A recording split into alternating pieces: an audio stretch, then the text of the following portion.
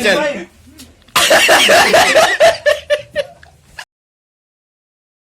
बेटा गुनहगार है और उसका बाप पुलिस वाला है, और ये दोनों एक ही घर में रह रहे हैं। फिर सिर्फ एंडिंग मूवमेंट भी, जो उसका लास्ट एपिसोड है, उसमें हम देखते हैं कि ये बंदा मर जाता है और इंसान भी गलतियां करते हैं, और जब उनका क्राइम बहुत ज़्यादा बढ़ जाता है तो खुद भगवान उनको जस्टिस देते हैं। और सो हे गाइस, क्या हाल चाल है आप सभी लोगों के। मेरा नाम है लोकेश और welcome to another video of the entertainer show. तो चलिए इस वीडियो को आगे बढ़ाते हैं। अबे जल्दी बोल, कल सुबह पनवेल निकलना है।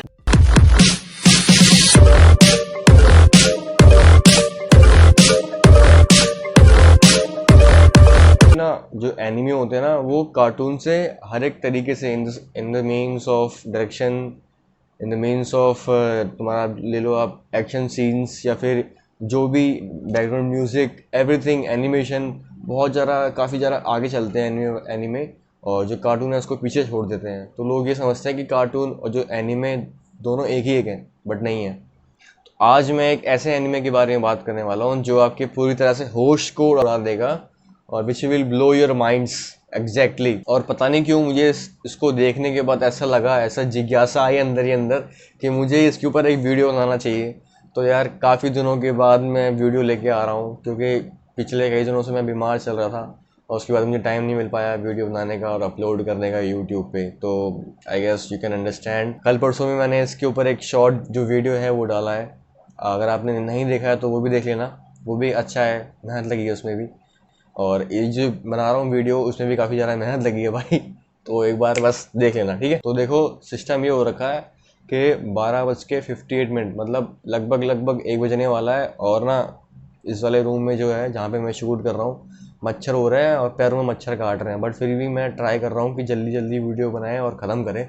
पंखे की आवाज़ आपको आ रही होगी, पंखा चला रखा है मैंने, अगर ज़्यादा आ रही है तो कोई बात नहीं, इग्नोर कर देना थोड़ी देर के लिए, जो मैं कह रहा हूँ वो सुन लेना। तो चलिए फिर चलते हैं आगे और देखते हैं कि क्या है डेथ नोट, और क्या क्यों इतनी लोगों में सनसनी फैली हुई है कि भाई इसके जैसे कोई नेक्स्ट लेवल के एनीमे नहीं है। तो चलिए करते हैं इसका रिव्यू, बताएंगे आपको सारी जानकारी देंगे, और मैं बताऊंगा अपना ओपिनियन कि मेरा ओपिनियन क्या है इसको लेके, कि ये कैसा है कैसा नहीं, आपको देखना चाहिए या नहीं देखना चाहिए, क्या क्या आपको देखने को मिलेगा इस वाली सीरीज़ में। तो चलिए बिना किसी देरी के स्टार्ट करते हैं। तो देखो ये जो कहानी है वो एक स्कूल गोइंग लड़के की है, जो स्कूल में जाता है और उसको एक किताब मिलती है जिसके ऊपर लिखा रहता है डेथ नोट। अब ये जो किताब है ना, ये किताब एक शिनिगामी की है। शिनिगामी बोले तो गॉड ऑफ डेथ, मतलब अगर अपनी हिंदी की भाषा में बोले तो इंडियन यमराज, ठीक है। तो ऐसी उसको एक किताब मिलती है जो कि गॉड ऑफ डेथ की है। अब ये किताब मिलती है तो उसमें कुछ मैनुअल लिखे होते हैं, उसमें लिखा होता है अगर आप किसी का भी नाम इसमें किताब में लिख दोगे तो उसकी मृत्यु निश्चित है। तो उसको लगता है कि ये मजाक होगा, तो ये ट्राई करता है और किसी का नाम लिख देता है क्रिमिनल का, और उसकी ना डेथ हो जाती है। तो ये शॉक हो जाता है कि भाई ये तो एकदम गजब चीज़ लग गई है इसके हाथ में। तो बस यहाँ से होती है इस पूरे एनीमे की स्टार्टिंग। लाइट याग्मी वही इंसान है जिसको अभी अभी वो डेथ नोट मिली है। अब क्योंकि जो इसकी किताब है वो दूसरे लोगों की मौत का कारण बनती है, तो वो जो लाइट याग्मी है वो खुद को ऐसा गॉड मानने लग जाता है कि भाई वही है जो भी कुछ है।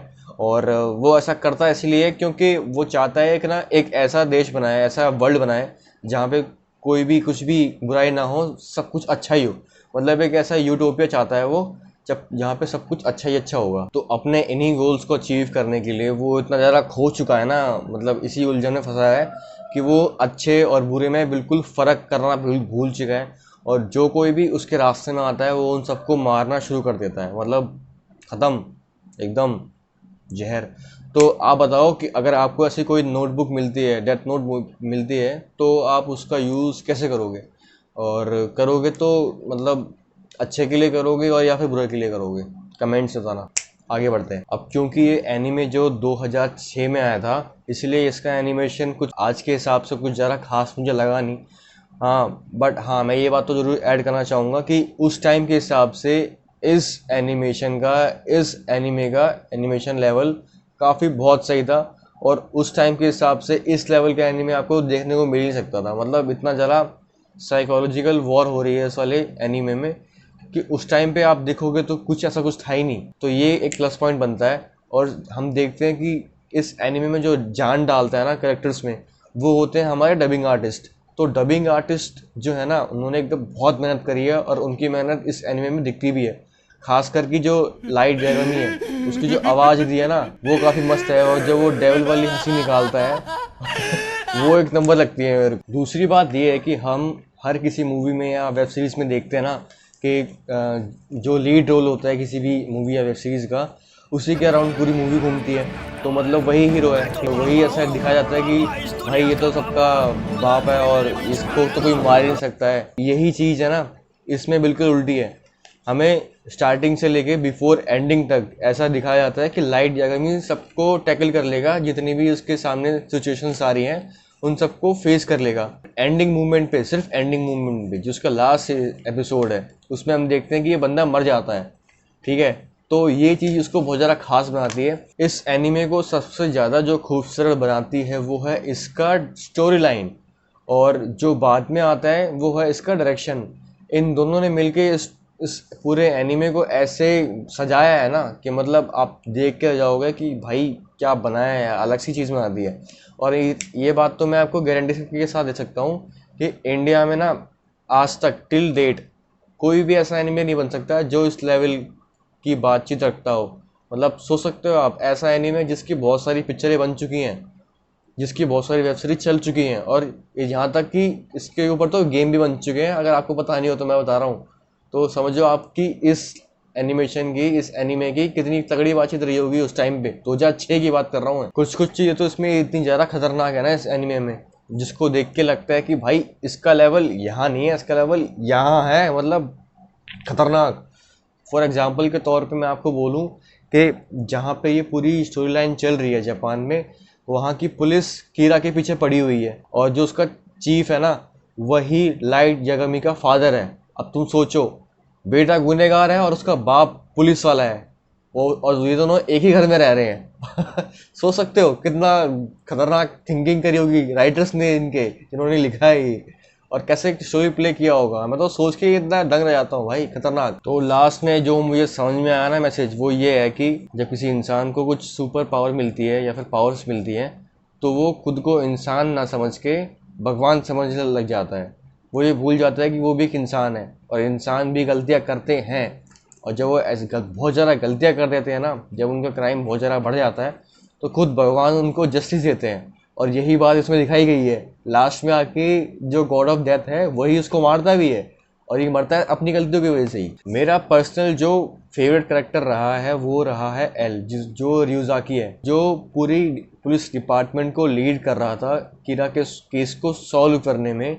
वही मेरा सबसे ज़्यादा फेवरेट कैरेक्टर रहा है। उसके पीछे रीज़न है, रीज़न ये है कि वो इतना ज़्यादा जीनियस बंदा था कि उसने ना, मतलब वो जानता था कि लाइट यागामी ही कीरा है, बट वो प्रूफ नहीं कर पाया। और दूसरी बात, उसने ना लाइट यागामी की ना नाक में दम कर दिया था, या फिर कह लो कि उसने कीरा की नाक में दम कर दिया था। उसके जितने भी प्लान से ना, एकदम ऐसे बिना किसी पावर्स के ऐसा कर दिया कि वो एकदम हेल्पलेस हो गया था एक टाइम को।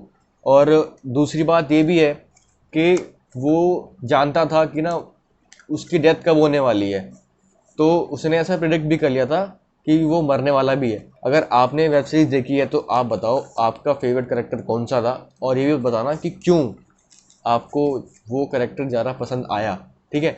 तो इस वीडियो को यहीं पे करते हैं रैप अप, और मिलते हैं आपसे अगले वाले वीडियो में। तब तक के लिए सब्सक्राइब करें मेरे चैनल को, लाइक करें, वीडियो अच्छी लगी हो तो शेयर भी करना। तब तक के लिए stay connected, keep supporting and keep loving. चलिए बाय बाय।